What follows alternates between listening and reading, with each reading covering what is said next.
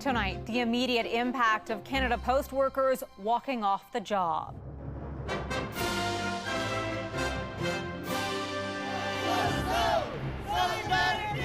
The mounting frustration of another mail shutdown. We will be here until we win. We got to make the service more affordable. How delays could deliver major issues for Canadians and small businesses. A mother's grief 10 years after losing all 3 of her children. They didn't come home and my sentence doesn't end. My sentence lasts forever. And chasing the glory of gold. We're changing the way people see Canadian rugby. Canada's shot at history against a rugby superpower and the celebrity fans on the Women's World Cup bandwagon. This is what we've been building for 3 years to do.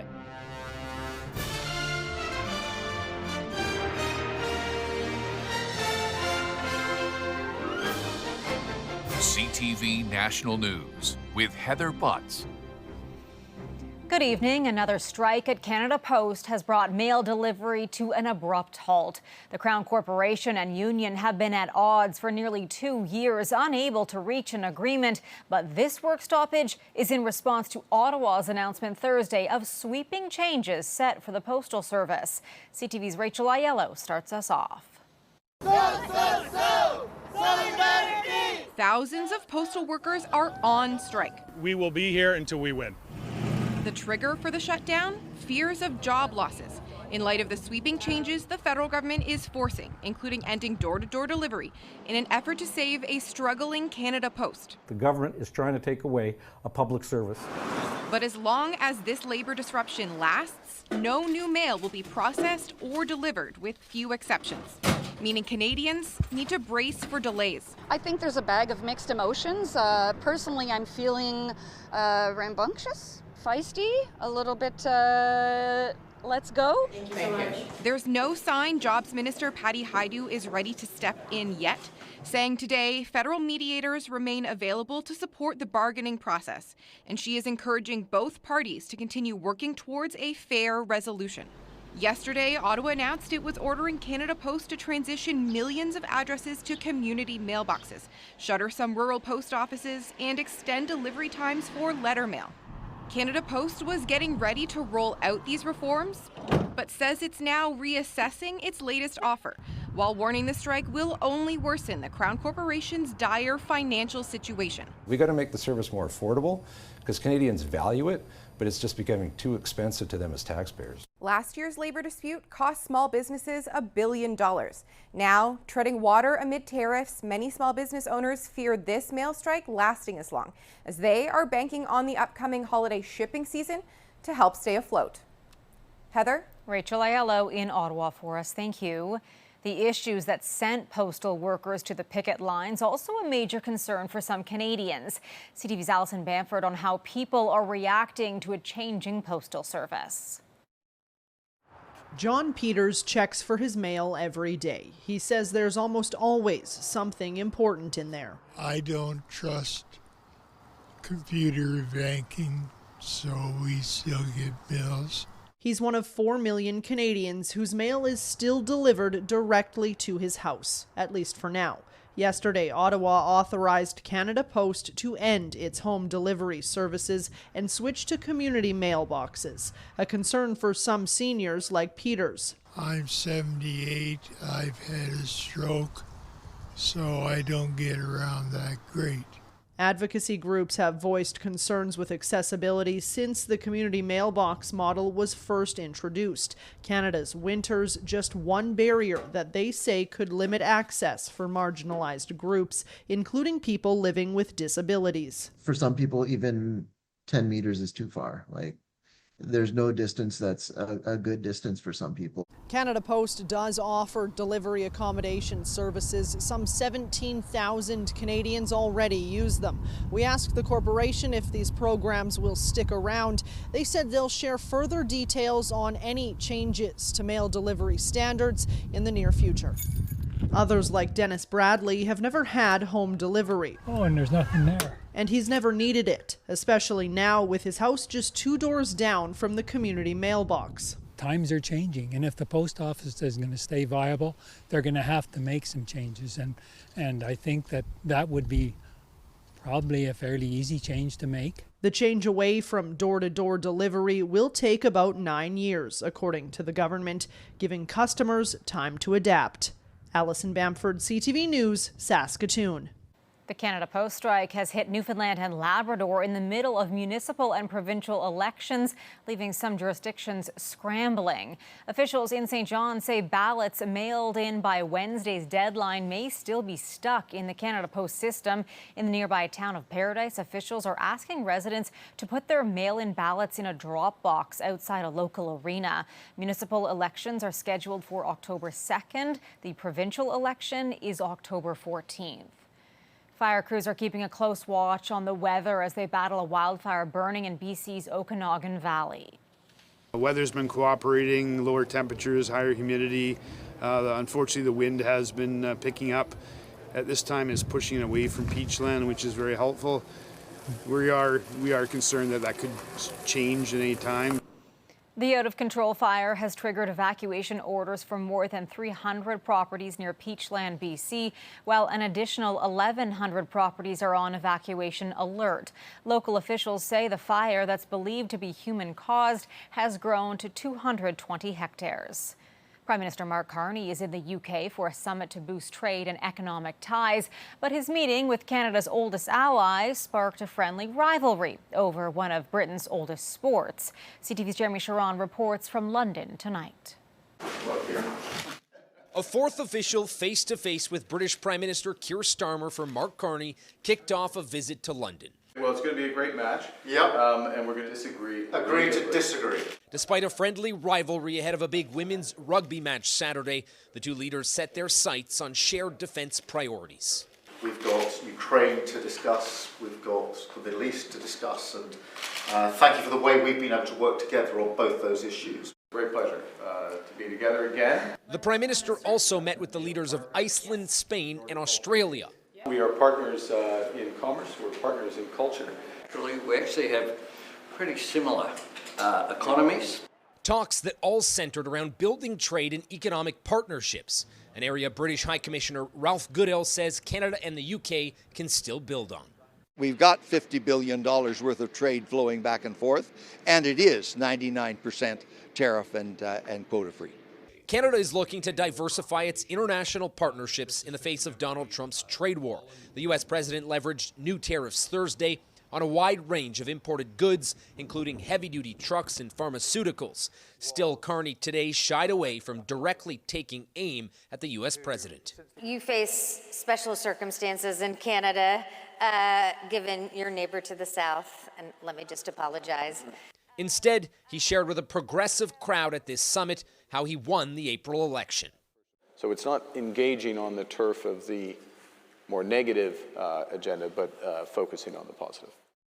All of it capped off with a dinner at 10 Downing Street, FaceTime with like-minded world leaders, the real focus of this trip, according to senior government officials.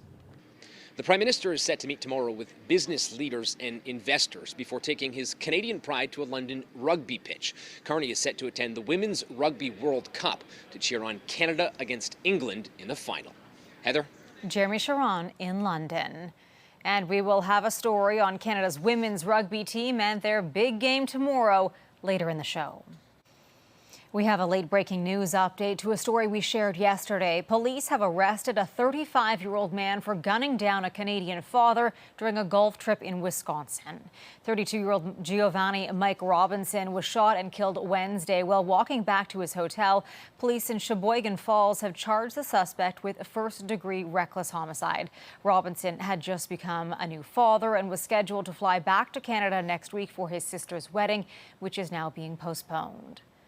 In a defiant speech at the UN today, Israeli Prime Minister Benjamin Netanyahu lashed out at countries that have officially recognized Palestine as a state, including Canada. Your disgraceful decision will encourage terrorism against Jews and against innocent people everywhere. It will be a mark of shame on all of you. Netanyahu also singled out Canadian allies France, Britain and Australia, saying their leaders buckled under pressure. He said Israel must, quote, finish the job against Hamas in Gaza. Netanyahu's speech began with dozens of delegates from multiple nations walking out of the General Assembly en masse. I've surrounded Gaza with massive loudspeakers connected to this microphone. The UN speech was broadcast across the Israel-Gaza border into the enclave. Netanyahu said he hoped hostages would hear his vow that they would not be forgotten. A London court has thrown out a terror-related charge against a member of the controversial Irish rap group Kneecap. Out of the way! Out of the way! The judge dismissed the charge against the member who performs under the name Mo Kara, basing the decision on a technical error in the way the charge was brought forward. He was initially charged after waving a flag from Lebanese militant group Hezbollah during a London concert last year. Kneecap was barred from entering Canada just last week, the federal government saying the group has endorsed political violence and terrorism. From Hollywood, it's Jimmy Kimmel. Two affiliate groups that had refused to resume airing Jimmy Kimmel's show following his suspension by ABC have had a change of heart. Sinclair and Nexstar say the late-night funny man will be back on their stations again. ABC briefly suspended Kimmel over comments he made in the wake of conservative activist Charlie Kirk's murder. Washington is reeling over the indictment of former FBI Director James Comey, now facing criminal charges. The U.S. president has long vowed revenge against his perceived political enemies, and Donald Trump says Comey won't be the last. CTV's Washington Bureau Chief Joy Malbon with more on what might be coming next. He was Donald Trump's FBI director and top of the president's political enemies list. James Comey, accused of obstruction and making false statements to Congress over whether he lied about a leak to the media about the FBI investigation into Russian interference in the 2016 presidential campaign. We're being hindered by the Russian hoax. It's a hoax. Russiagate dogged Trump for years, promising retribution. As president once again, Trump pressured the Justice Department and Attorney General Pam Bondi to go after Comey. Even as some prosecutors said there wasn't enough evidence, Trump appointed his personal lawyer with no experience as a prosecutor to get it done. It's about justice, really. It's not revenge. And Comey was one of the people. He wasn't the biggest, but he's a dirty cop. Comey seemed to know what was coming. My family and I have known for years that there are costs to standing up to Donald Trump, but I have great confidence in the federal judicial system, and I'm innocent. So let's have a trial. The shock rippling through Capitol Hill. It's an awful day for what's supposed to be a free country. This is a mad king picking off each of his political enemies. Trump vows there will be others, demanding prosecutors target New York Attorney General Letitia James, who charged Trump with financial fraud, and John Bolton, a Trump pick and former national security advisor whose home was raided by the FBI last August. It's not a list, but I think there'll be others. I mean, they're corrupt. These were corrupt, radical left Democrats. James Comey will be in court to answer the charges October 9th. If convicted, he could face 5 years in prison. Heather? Joy Malbon in Washington. Millions of Canadians are waiting for some sort of medical procedure, a number that keeps growing, according to a new report, which says the backlog can no longer be blamed on the pandemic. CTV's Heather Wright now with the reasons why. Even making a cup of tea is painful for Kathy Holding. Every day you have pain. You can't avoid that. The London, Ontario resident needs a hip replacement. Walking is hard. Grocery shopping requires frequent breaks. She's booked for surgery in January, a nearly 2-year wait from when she first visited a doctor. The levels of frustration, depression. Depression is a big one. Accepting your limitations. Holding is part of a growing number of Canadians waiting for some sort of medical procedure. According to government data released this week by think tank secondstreet.org, 3.7 million Canadians are waiting for surgery, a diagnostic scan, or an appointment with a specialist, though the group says that figure is likely higher due to incomplete government numbers. They say the number is likely closer to 5.8 million, or 1 in every 8 Canadian. If you're not on a wait list yourself, you probably know someone who is on a wait list. And I think Canadians are getting sick and tired of just having a system that's not working out for them and not getting them the care that they need while they're paying thousands of dollars out of their taxes for it every year. More procedures are being performed. The Canadian Institute for Health Information says last year, hip replacements were up 26%, cataract surgeries up 11%, and there were 16% more MRI and CAT scans. But experts say those numbers need to increase even further to get people the help they need. Heather Wright, CTV News, Toronto. Coming up, a heartbreaking loss. All I know is they didn't come home and my sentence doesn't end. My sentence lasts forever. A mother shares her legacy of grief 10 years after losing her children. Plus, the cold case connected to a lotto winner.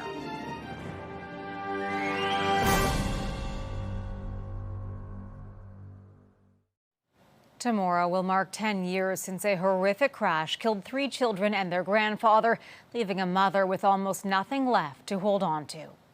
It is something that is a part of me. I won't, I don't deny, I don't lie about it.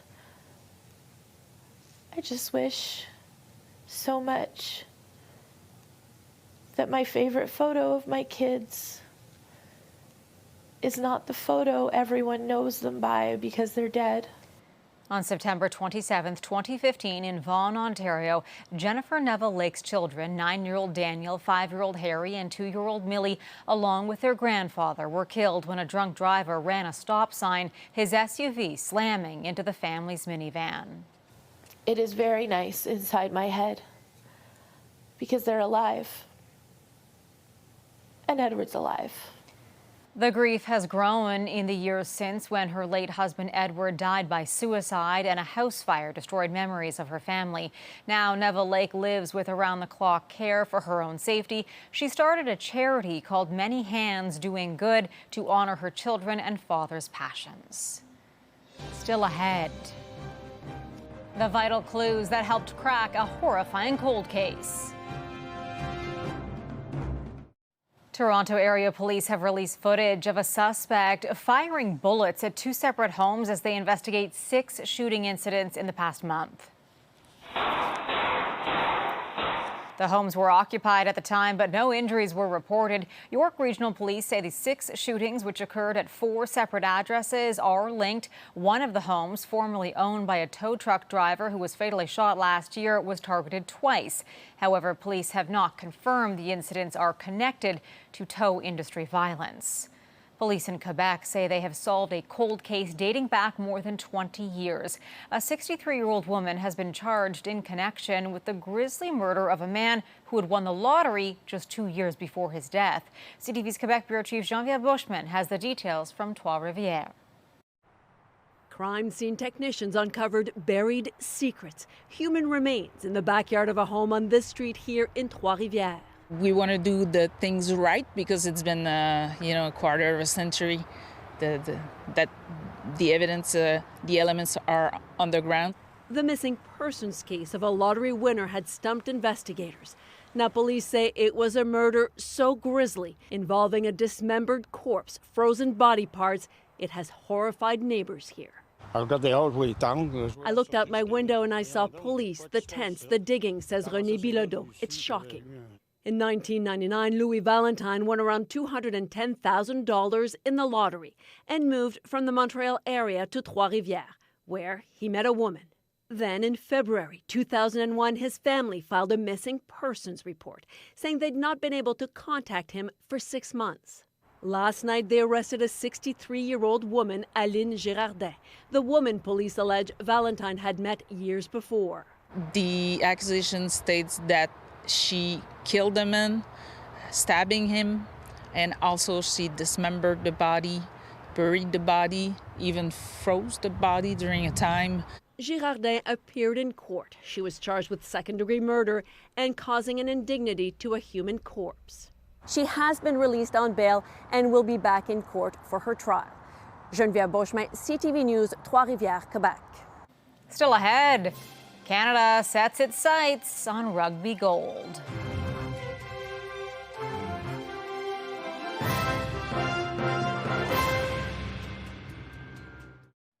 82,000 rugby fans are set to pack a sold-out stadium in England tomorrow for a World Cup final that pits the host nation against Canada's finest. It's been a Cinderella story for Canada's women's team, with help from some VIP fans along the way.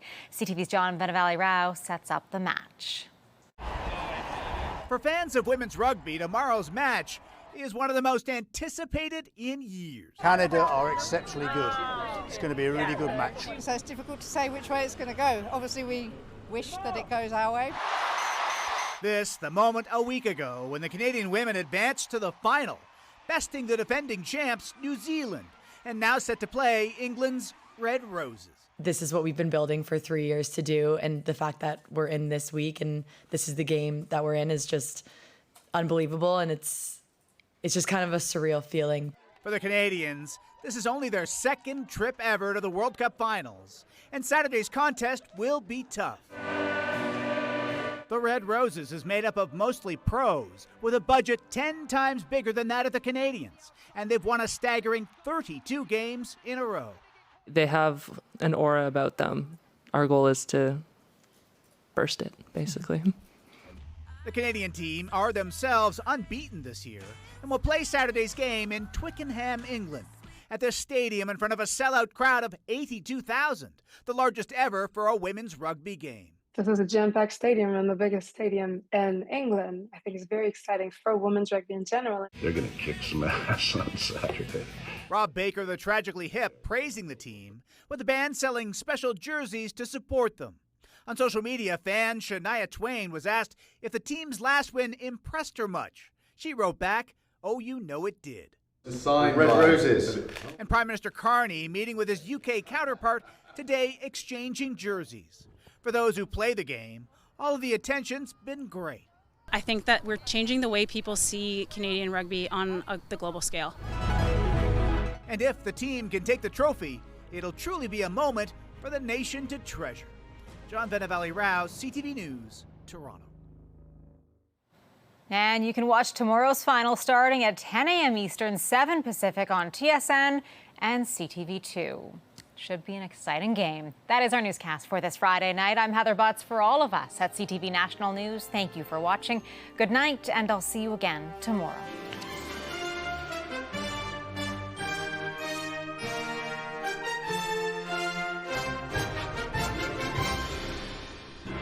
Canada's #1 newscast for excellence in journalism. We begin tonight with breaking news. CTV National News with Omar Sachedina, winner of the Canadian Screen Award for Best National Newscast. Watch weeknights at 11.